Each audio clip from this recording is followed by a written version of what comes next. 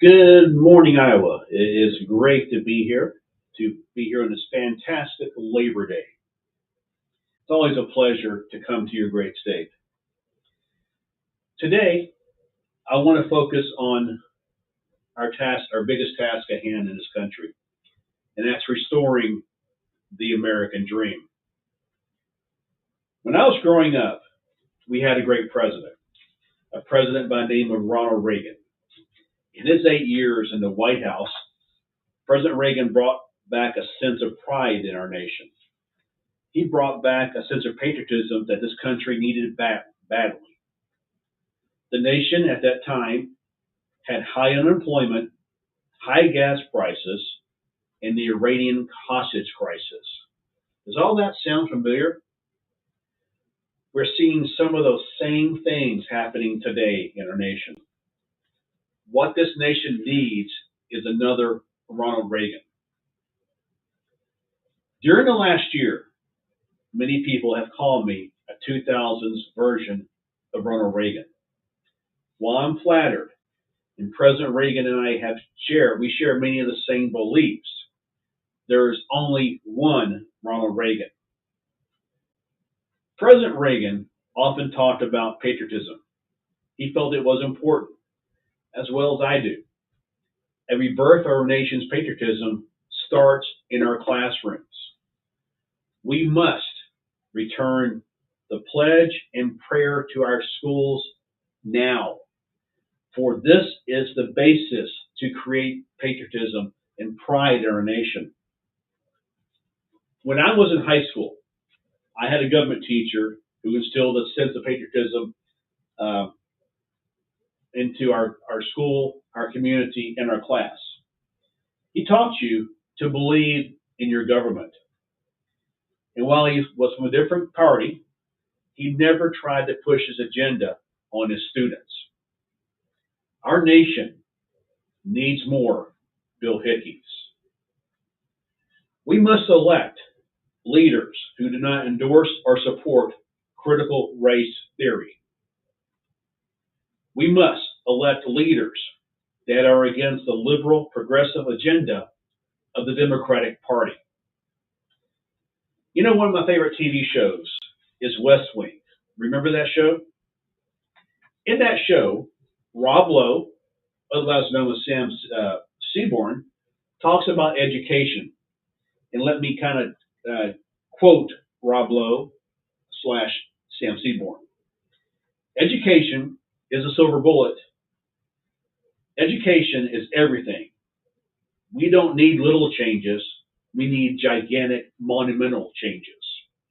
Schools should be palaces. Competition for the best teachers should be fierce. They should be making six-figure salaries. Schools should be incredibly expensive for government and absolutely free to its citizens, just like national defense. Now he has a comparison to national defense. Let me just say, our schools are our national defense. For it's in the classrooms today, you think about it, in your pre-K, all the way up through 12th grade, even in our colleges, that is our future. That is America's future.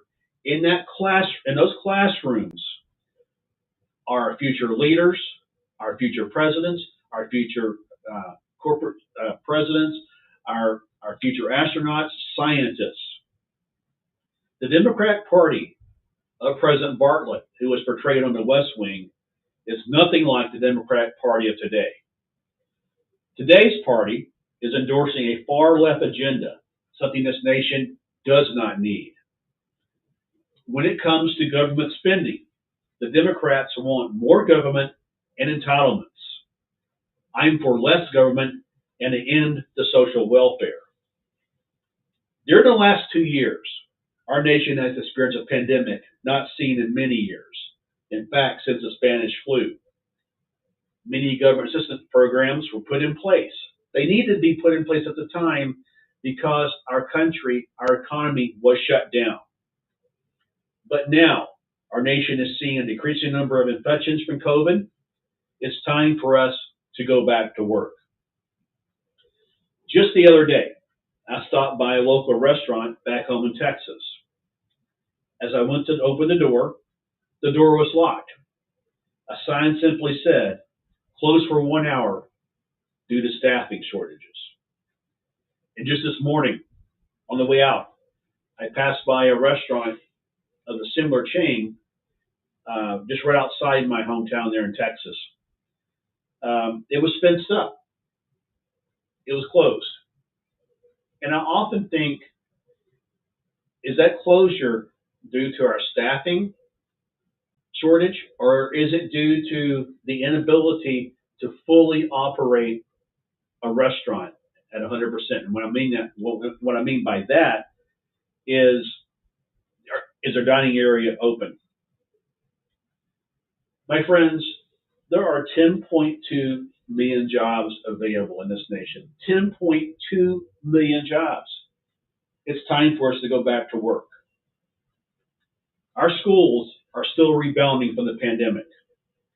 The latest information available, and actually I read some data that came out this week in the Washington Post, shows a drop between 5 and 8% in math and reading scores throughout our nation.